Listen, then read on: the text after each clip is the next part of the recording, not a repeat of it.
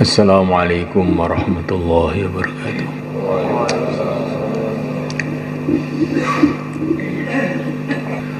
Innal hamdalillah nasta'inuhu wa nastaghfiruh wa nu'minu bihi wa natawakkalu alayhi wa na'udzu bihi min shururi anfusina min sayyiati a'malina. من يهدي الله فلا مضل له ومن يضلل فلا هادي له أشهد أن لا إله إلا الله وحده لا شريك له وأشهد أن سيدنا مولانا محمدا عبده ورسوله اللهم صل وسلم وبارك عليه وعلى آله وأصحابه والتابعين لهم إلى يوم القيامة أما بعد. فقد قال تعالى في كتابه الكريم كل نفس ذائقة الموت وإنما توفون أجوركم يوم القيامة فمن زحزح عن النار وأدخل الجنة فقد فاز وما الحياة الدنيا إلا متاع الغرور. وقال تعالى قل إن الموت الذي تفرون منه فإنه ملاقيكم ثم تردون إلى عالم الغيب والشهادة فينبئكم بما كنتم تعملون.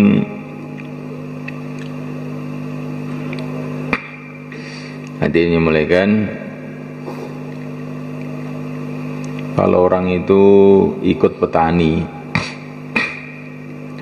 maka dia akan dapat pengalaman-pengalaman pertanian. Kalau ikut pedagang, dapat pengalaman-pengalaman perdagangan. Kalau ikut Rasulullah, maka dapat pengalaman-pengalaman hubungan dengan Allah.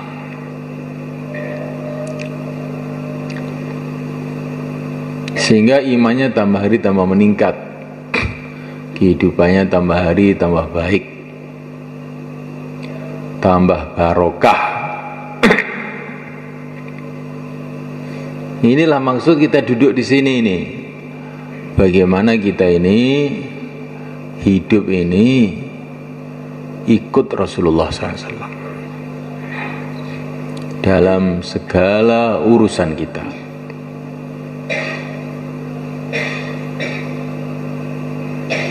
Ikut Rasulullah itu bagaimana? Dimulai dari dakwah. Karena Nabi mengatakan jalan hidup saya itu dakwah.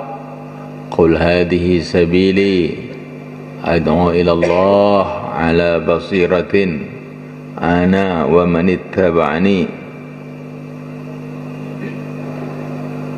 Di jalan hidup Rasulullah itu adalah dakwah. Jalan hidup dalam Quran itu sabili, jalan hidup, bukan maksud hidup. Dalam itu terjemah Fadilah Amal itu yang baru itu diterjemah jalan hidup, bukan maksud hidup. Maksud hidup itu ridho Allah, jalan hidup. Dalam Quran juga sabili, jalan hidup, bukan maksud hidup. Bagaimana? Cocok mungkin?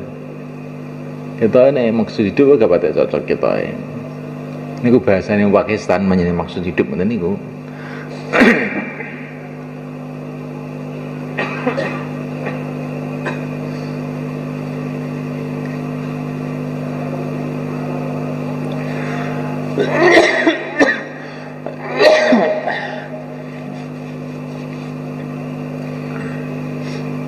Tapi kalau kinten niku maksud ini cara Pakistan ini maknanya dalan. Jadi maksud cara Pakistan, maksud cara Arab itu kira-kira loh ini. Jalan hidup dakwah itu bagaimana? Pokoknya ya dakwah terus.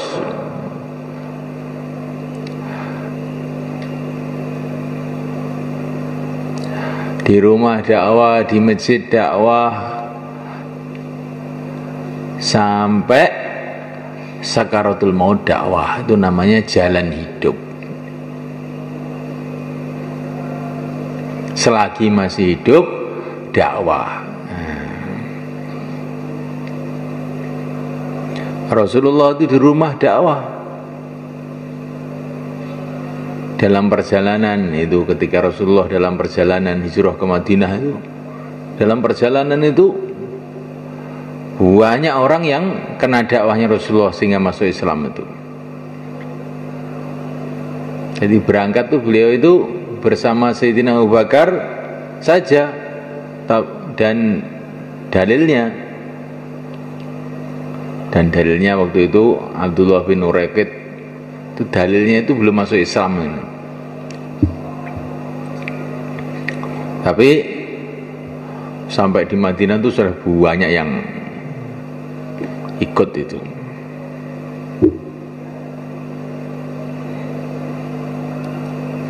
Dalam satu perjalanan Syekh Inamul Hasan itu mau kemana gitu, di lapangan terbang India itu ternyata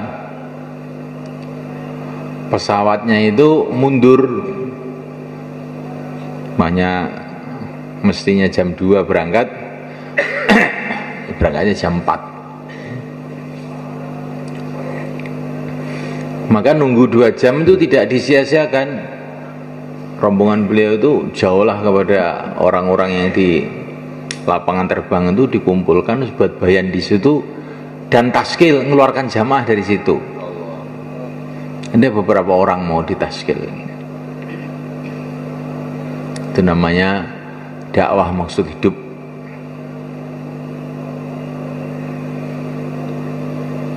Insyaallah kan? Selagi masih hidup dakwah. Lah kamu di rumah itu hidup apa tidak? Kalau masih hidup ya dakwah. Itu namanya maksud dakwah jalan hidup. Kalau kamu di sawah itu kok masih hidup, ya kamu dakwah, itu baru jalan maksud dakwah, jalan hidup namanya. Sakaratul maut masih hidup apa enggak? Masih hidup toh, ke dakwah. Nabi dalam sakaratul maut masih dakwah. As-shalah, as-shalah, jagalah salat, jagalah salat. Dalam keadaan sakaratul maut masih pesan, wa ma malakat aimanukum, jagalah hak-hak budak-budak hamba sahaya.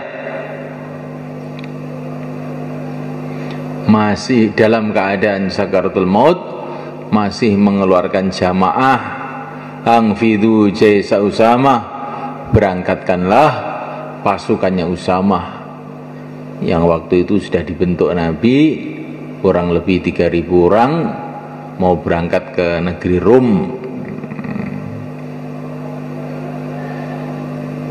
Negeri Rum itu yang sekarang bangsanya Yordania, bangsanya Suriah, Palestina, Libanon, namanya negeri Rum. Dan itu terus ke barat-barat sana sampai ke Roma sana, itu negeri Rum itu. Itu keturunan orang barat, itu orang bule, orang Rum itu. Itu dulu kerajaan Kristen paling besar.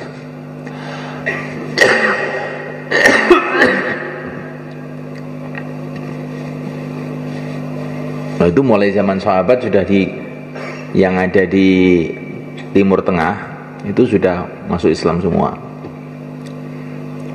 Nabi yang memulai. Tapi yang Rom sebelah barat sana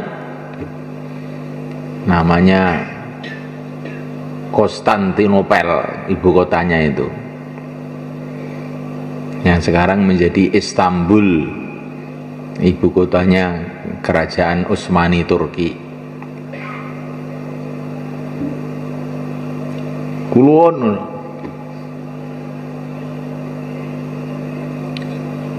Nah itu baru dikuasai orang Islam tahun 1454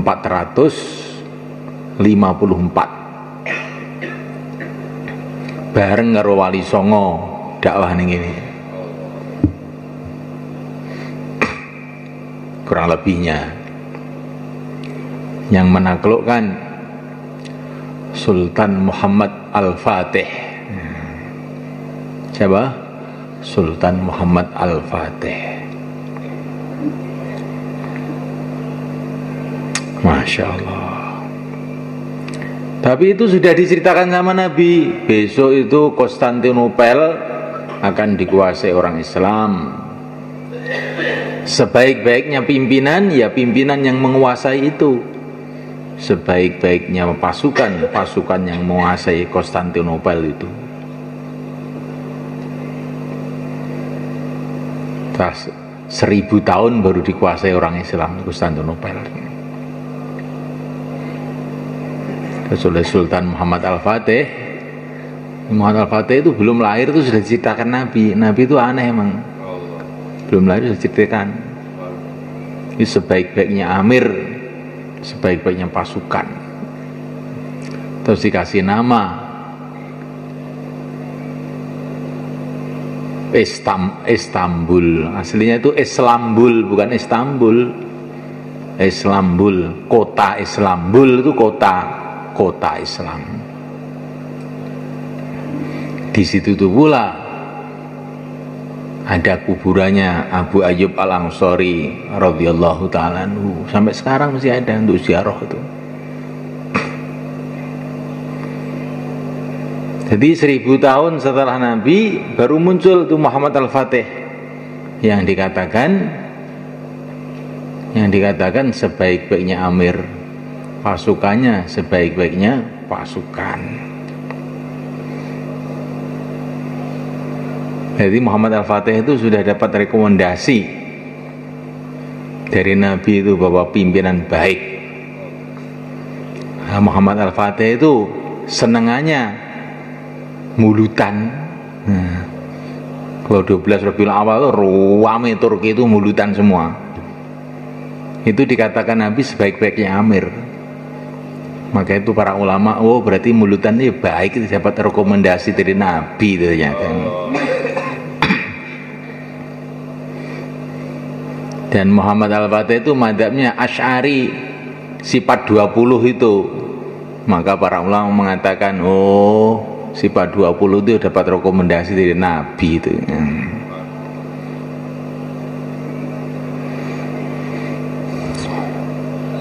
Nah, sampai sekarang masih jadi kota Islam. Semoga sampai kiamat nanti. Jadi cerita apa tadi kok lupa tadi ya. Jalan hidup, ya, jalan hidup. Jadi Nabi itu memulai kerja ke Rom itu, mulai menyebarkan agama ke Rom itu dalam keadaan sakaratul maut itu. Setelah 1000 tahun Rom baru habis. Rom yang di barat, kalau Rom yang di timur itu sudah zaman sahabat sudah masuk Islam semua. Masya Allah. Jadi kita garap namanya Ngawi sekarang. Mungkin setelah bila niat kita ikhlas, satu saat nanti Ngawi jadi Islam semua. Memang sudah Islam semua, keluar 4 bulan semua, insya Allah malaikat. Jadi kerja dakwah itu yang penting itu bagaimana kerja itu makbul. Kalau sudah makbul nanti itu sudah ada yang teruskan sendiri. Kata Syekh Abdul Wahab, kerja dakwah itu waktu itu Syekh Abdul Wahab itu ngirim jamaah ke Thailand.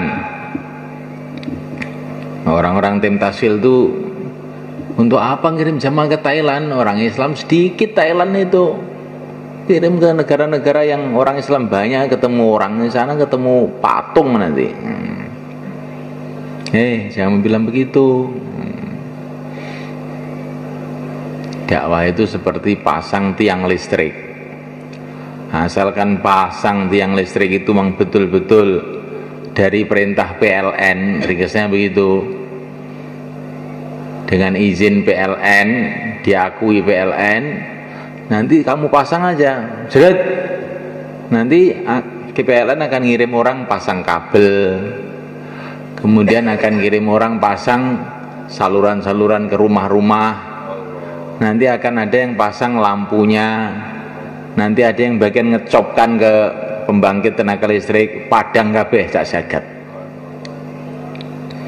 Begitulah usaha agama itu semalekan. Yang memulai kerja di Rum itu adalah para sahabat Usama ibnu Zaid, tetapi yang menuntaskan itu orang Turki. Waktu itu orang Turki masih kafir semua. Waktu zaman sahabat itu belum ada yang masuk Islam. Bahkan orang Turki terkenal ganas, sehingga Nabi mengatakan utrukut turka ma tarokukum. Orang Turki itu nggak usah kamu garap dulu, bahaya itu nanti kalau ngamuk ngentek nih wong itu. Selagi orang Turki tidak menyerang kamu, sudah nggak usah kamu urus, kerja yang lain-lain saja. Saking gawatnya orang Turki. Lah kok akhir-akhirnya itu malah orang Turki yang membangkitkan Islam di mana-mana sampai 500 tahun.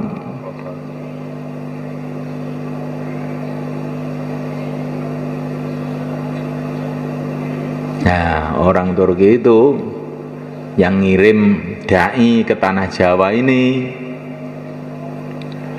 namanya Syekh Subakir. Nah, Syekh Subakir itu kalau dalam catatan di Solo, di Keraton Solo itu ditulis dari Istanbul, di Turki sana.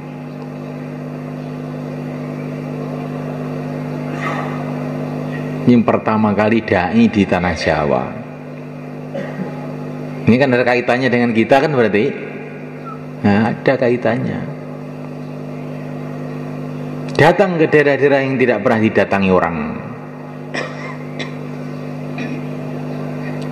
Saya pernah datang ke Bangka Belitung itu. Kalau di situ tuh keadaannya seperti di Jawa, masjid-masjid ada beduknya. Saya tanya kepada seorang ulama di sana, namanya Kiai Nawawi. Pak Kiai, Islam tuh masuk di Bangka ini kapan? Oh itu baru, Bangka ini lambat masuk Islamnya. Kapan? Ya kira-kira 100 tahun yang lalu. Siapa yang bawa? Yang membawa orang Solo. Nah, orang Solo tuh hebat juga zaman dulu itu. Namanya Pangeran Santri. Nah, orang Solo. Bukan santri, Pangeran Santri. Itu apa itu masih keluarganya kerajaan Solo itu. Kuburannya sekarang masih ada. Jadi fikir dakwah itu betul-betul sudah mancep dalam kalangan umat Islam dulu itu, termasuk orang Jawa. Jangan kamu kira dakwah itu yang mikir para sahabat tok, enggak, sudah turun temurun.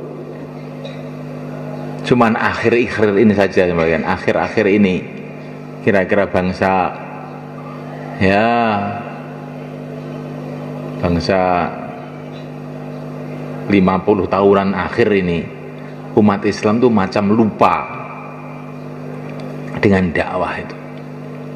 Dulunya orang Islam itu walaupun keadaan begitu sulit itu masih dakwah di mana-mana.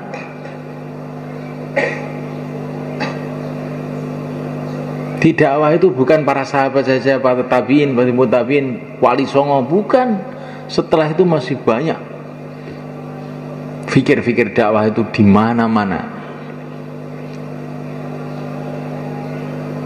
Terus kemudian di Indonesia khususnya setelah zaman kemerdekaan ini, semua orang mikir politik, mikir negara, mikir sampai lupa masalah dakwah itu. Lah kalau 100 tahun yang lalu itu kan zaman Belanda, kita nggak punya politik, nggak punya negara, dikuasai Belanda. Lah kalau orang Solo bisa dakwah ke Bangka itu bagaimana? Coba kamu pikirkan. Ini dakwah itu kaitannya bukan dengan politik, bukan negara dengan negara. Kaitannya ya orangnya itu mau berangkat apa enggak gitu ada. Dengan pertolongan Allah. Nah, orang nggak punya apa-apa tahu-tahu nyebarkan agama. Insyaallah kan? Masya Allah. Ikut Rasulullah SAW dimulai dengan dakwah, tentu setelah iman mulai kan ya. Mulai dengan dakwah, karena dengan dakwah itu nanti agama itu insya Allah akan hidup. Dengan dakwah iman akan menguat, dengan dakwah amalan-amalan yang lain semuanya hidup. Maka nyanyian orang Madinah yang kita nyanyikan setiap saat di pesantren kita, wajib syukru alaina ma da'a lillahi da'. Wajib kita syukur selagi masih ada orang dakwah.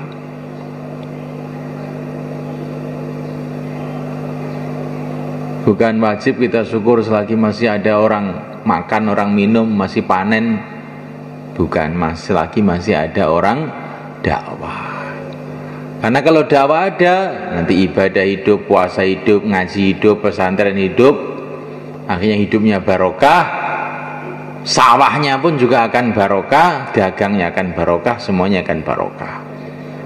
Maka wajib syukru alaina ma da'a lillahi da'. Wajib kita syukur selagi masih ada orang dakwah.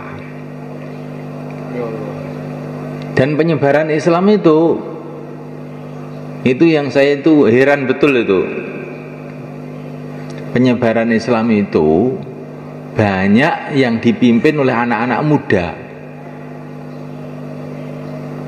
Ini karena di sini banyak santri, orang tua jangan tersinggung loh ya. Karena orang tua itu kan anaknya orang muda juga. Orang muda anaknya orang tua tuh. Nah, ini cerita orang muda dulu ya. Dimulai dari zaman Rasulullah, Usamah ibnu Zaid yang dikirim Rasulullah ke Rom itu umurnya 19 tahun. Diteruskan zaman tabi'in, Muhammad ibnu Qasim yang Islamkan India, Pakistan, umurnya baru 17 tahun. Sampai Sunan Ampel umurnya baru 19 tahun. Terus yang saya ceritakan tadi, yang menaklukkan Konstantinopel itu, beliau ini Muhammad Al-Fatih itu jadi raja umurnya baru 17 tahun. Dan menaklukkan Konstantinopel itu umurnya 21 tahun. 21 tahun itu naklukkan ibu kota barat terbesar.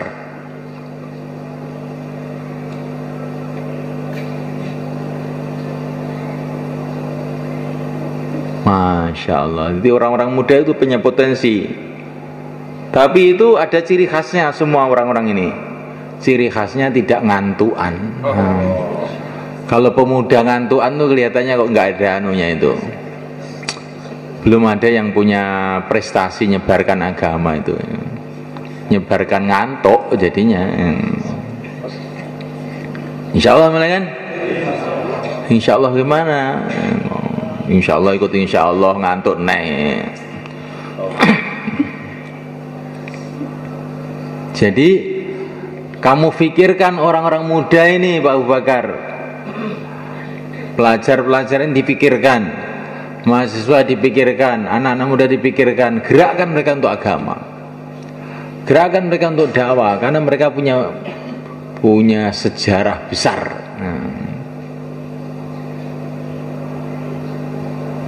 Pak Harto yang dukding sama lading itu dioyak sama anak-anak muda itu langsung turun, bukan dengan bedil, dioyak tok turun. Bung Karno juga begitu, panglima besar revolusi Indonesia, semua negara dikuasai, semua tentara dikuasai, dioyak sama anak-anak muda turun. Bung Karno turun. Aneh itu anak muda ya, kalau sudah ngamuk itu yang tua-tua kalah semua. Pokoknya Pak, kalau saya tidak diizinkan keluar 4 bulan, saya mau minggat. Oh ya, kamu 4 bulan aja gitu. Bapaknya yang anti dakwah pun langsung mundur. Bahaya ini kalau nggak dituruti ini. Kalau saya nggak boleh keluar 4 bulan, saya nggak mau kawin. Wah repot, saya nggak mau cucu, nggak punya cucu nanti saya. Dah, kamu 4 bulan dulu kalau gitu.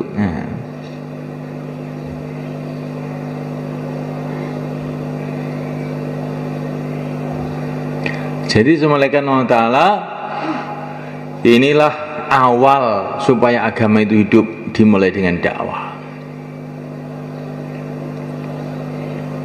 Tapi dakwah itu tidak akan ada kekuatannya kecuali kalau dakwah itu dengan pribadi-pribadi yang baik. Maka ibadah harus kuat. Orang-orang yang sukses dalam dakwah itu ibadahnya kuat-kuat, itu bukan tipe orang semalam suntuk tidur terus dakwah, tidak. Memang malam mereka sedikit tidur, kalau siang banyak puasa. Mereka ini anti maksiat, maka mereka ini rohaninya kuat. Syekh Muhammad Ilyas, Syekh Inamul Hasan, Syekh Muhammad Yusuf itu orang amalan pribadinya itu Masya Allah,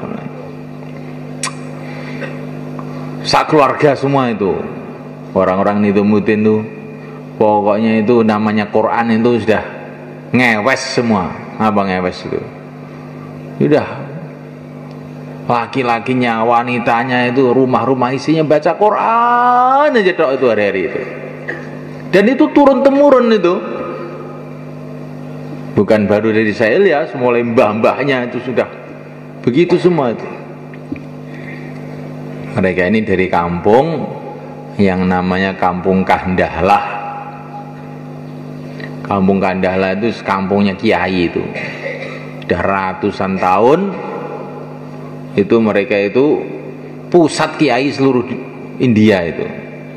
Ulama-ulama itu dari situ kebanyakan. Jadi dia dalam suasana ibadah yang kuat, maka Allah Subhanahu wa taala pilih orang-orang yang telah menyebarkan agama kemana-mana itu. Insyaallah kan ibadahnya harus kuat. Ibadahnya harus kuat, wiridnya harus kuat, zikirnya harus kuat. Orang yang tidak zikir itu seperti orang mati. Bagaimana akan menghidupkan agama orang mati? Bagaimana akan berjuang sehingga dia, padahal dia ini orang mati?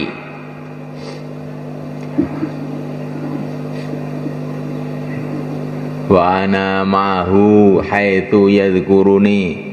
Selagi orang itu dalam keadaan zikrullah, maka Allah akan senantiasa membantu dia.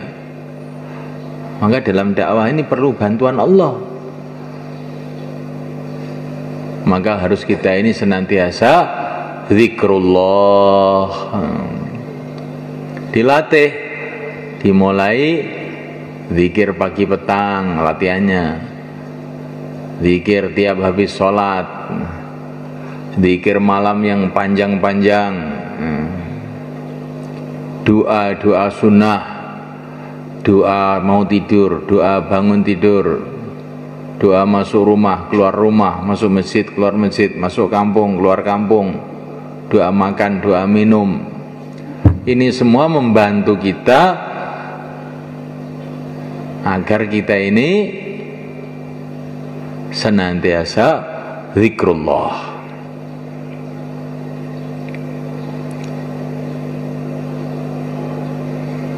Itu bangunkan. Itu loh, belakang itu loh. Ya.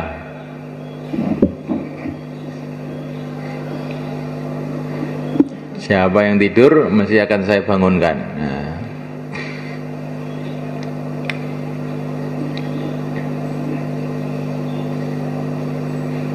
Kalau orang yang sudah dalam bayan saja, di dalam masjid, tidak kita pikirkan, tidur kita biarkan saja. Nah, orang-orang yang di pasar-pasar, di rumah-rumah nanti gimana? Lebih tidak kita pikirkan. Jadi kita ini mikir umat, dimulai coba itu kanan kirinya itu melek apa tidak. Nah, melek, kalau tidur dibangunkan. Yang di masjid gak kita pikirkan, yang di pasar kita pikirkan, oh nggak masuk akal. Nanti kita tambah dablek nanti di luar tuh. Enggak, yang di masjid kita pikirkan, yang di markas kita pikirkan. Insya Allah nanti yang di mana-mana juga akan kepikir. Maka dakwah dengan ibadah itu nggak bisa dipisah, dakwah itu akan menguatkan ibadah, ibadah juga akan menguatkan dakwah. Kedua-duanya akan menguatkan iman.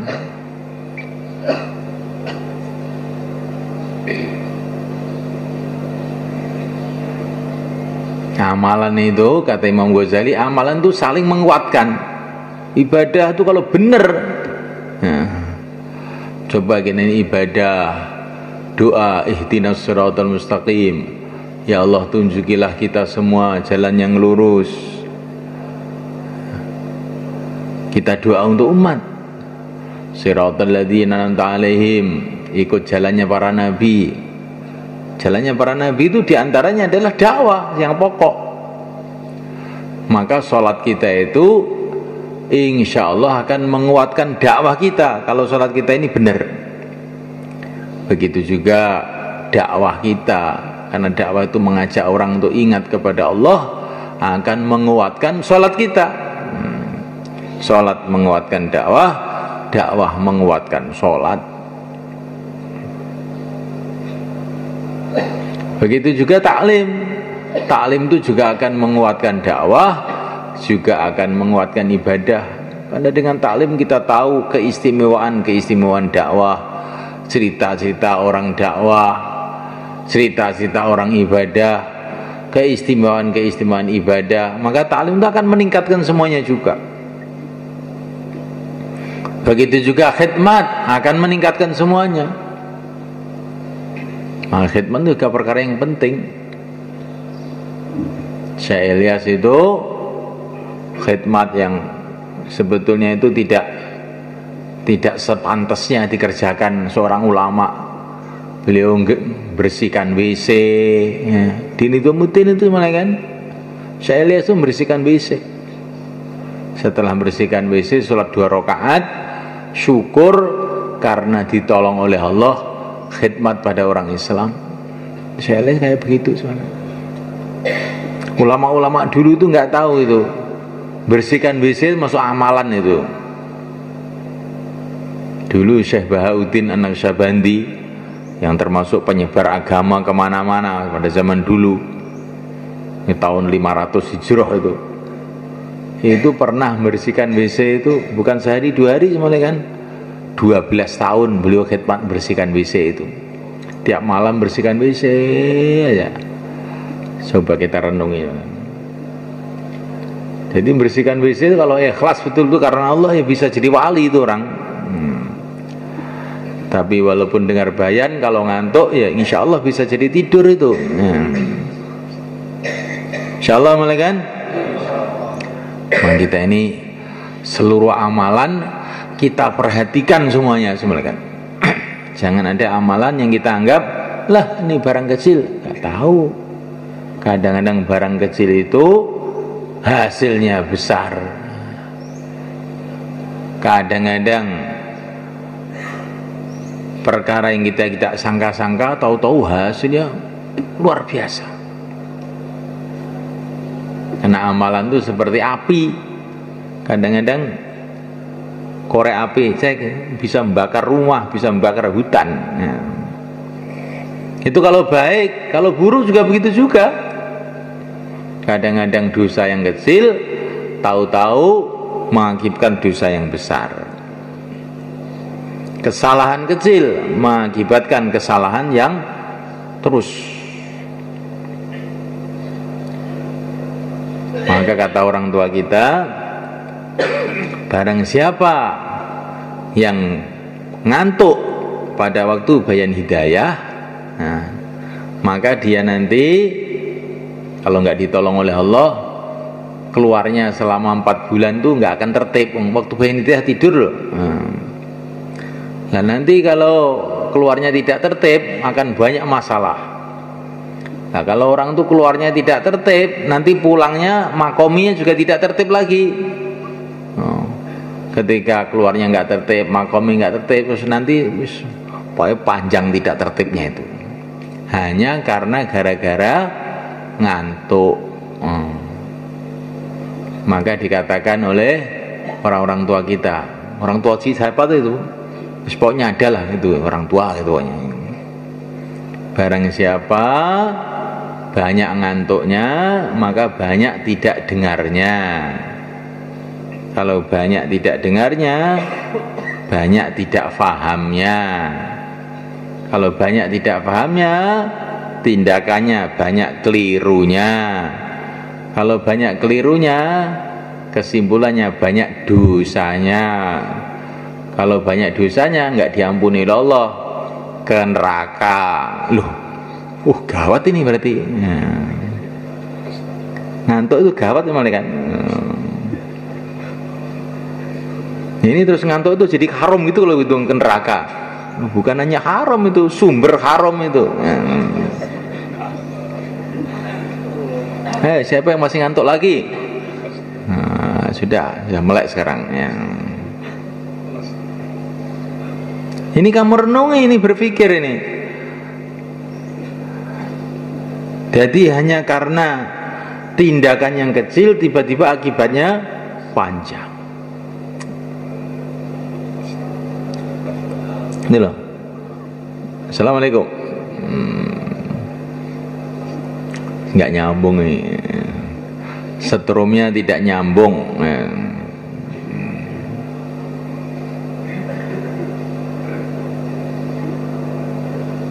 Ibaratnya kapal yang besar, gara-gara ada baut kecil nggak dipasang, bocor, akhirnya tenggelam semua. Benar? Nah, kita ini harus perhatikan semua amalan, baik yang istimai maupun yang infirodi.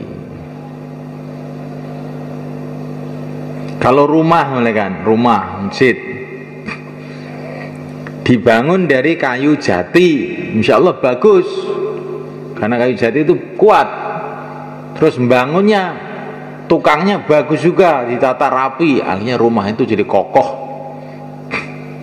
sehingga beratus-ratus tahun kuat, kayak serambinya mesin Demak itu, mulai zaman Brawijaya sampai sekarang, walaupun kayu jati masih kokoh gitu.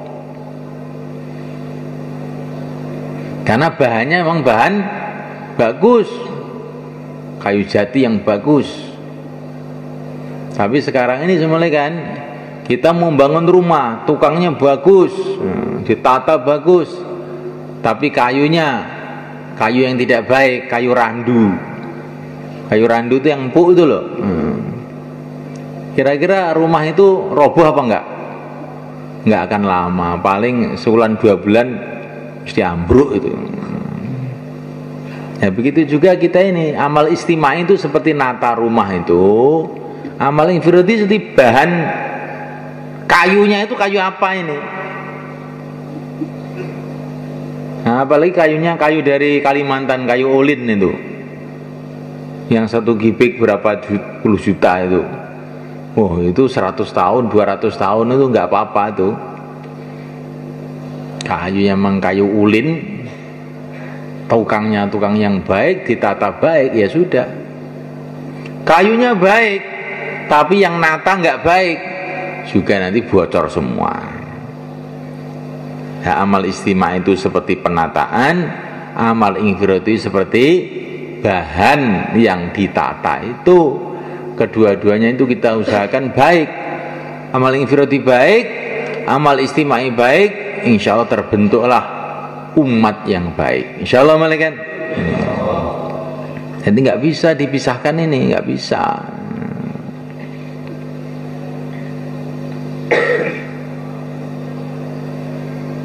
Nah, malaikat Allah SWT, kita pikirkan bagaimana seluruh umat ini kembali kepada agama. Kalau pribadi itu masih ada sampai sekarang, malaikat. Pribadi, 1 orang 2 orang amal agama sungguh-sungguh siang malam, warok, nggak makan haram, nggak maksiat, itu juga masih ada.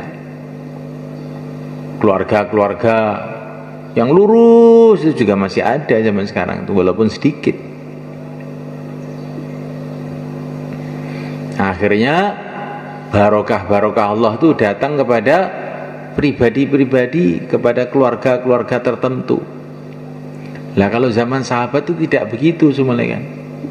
Yang amal agama, yang memperjuangkan agama, yang baik itu bukan pribadi-pribadi, tapi umat seluruhnya, laki-laki, wanitanya, pedagangnya, petaninya, tuanya, mudanya, semua itu ummatan wahidah, khairu ummah. Semua aktif. Ini kehidupan para sahabat itu. Terutama yang di Madinah. Nabi itu bikin tertib pada awal-awal Islam itu, semua orang masuk Islam langsung semua hijrah ke Madinah.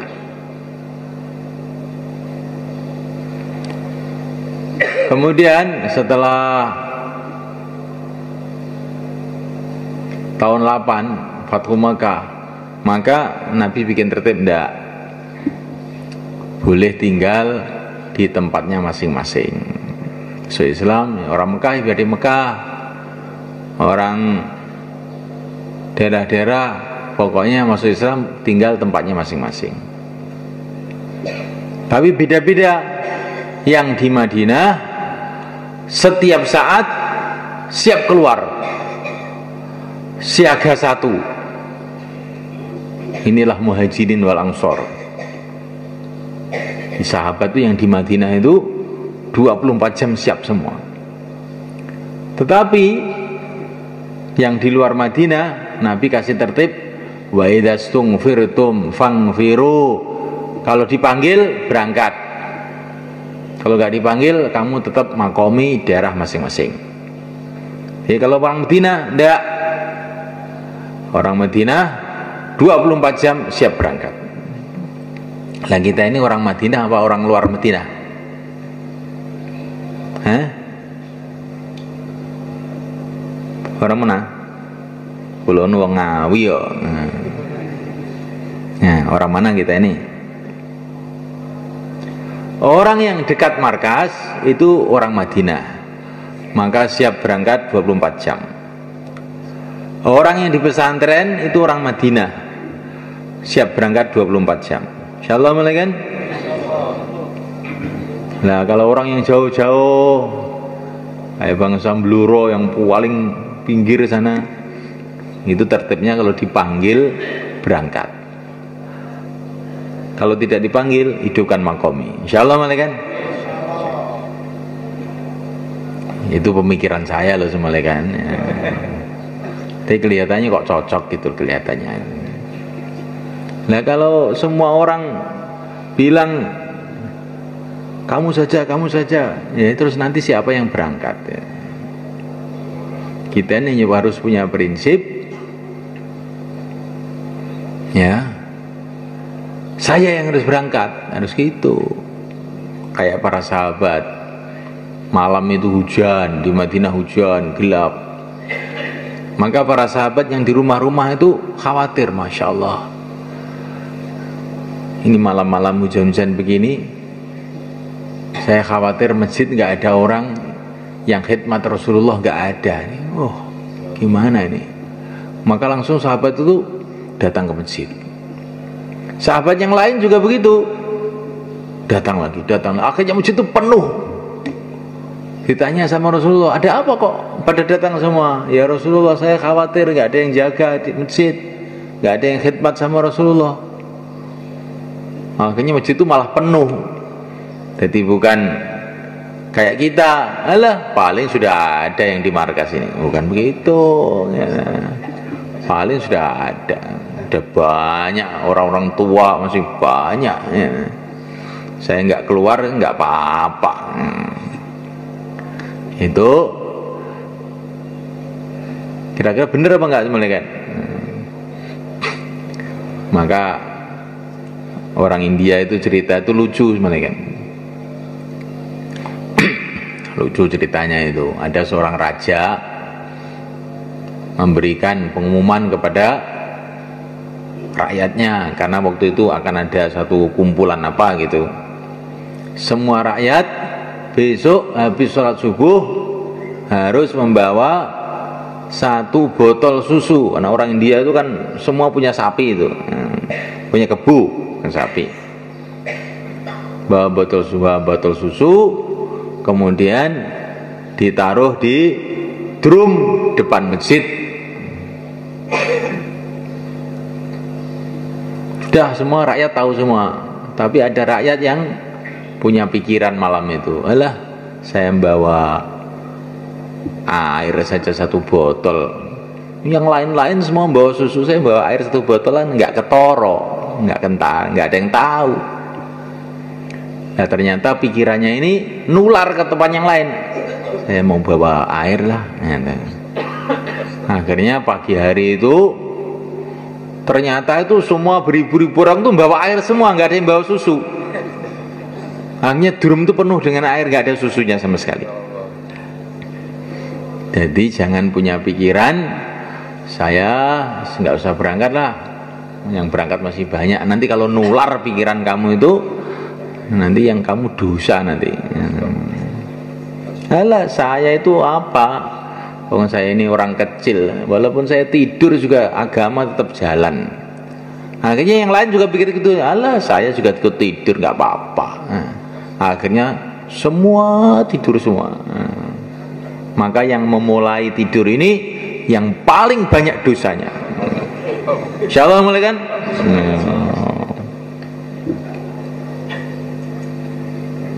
Itu di pondok juga begitu. Nanti satu santri itu bilang, kelihatannya ustadznya sakit, kita nggak usah masuk. Terus nular sama temannya, kira-kira iya betul, saya lihat tadi pucat gitu. Jadi dukun semua, diramal, insya Allah ini nggak akan masuk di ustadz ini, sakit dia. Akhirnya satu kelas nggak ada yang masuk. Maka yang memulai pikir itu adalah yang paling banyak dosanya, yaitu insya Allah mulai kan. Karena kalau satu kelas itu nggak masuk semua, mereka punya pikir kalau istimai itu insya Allah nggak dimarahi. Masa satu kelas dimarahi semua?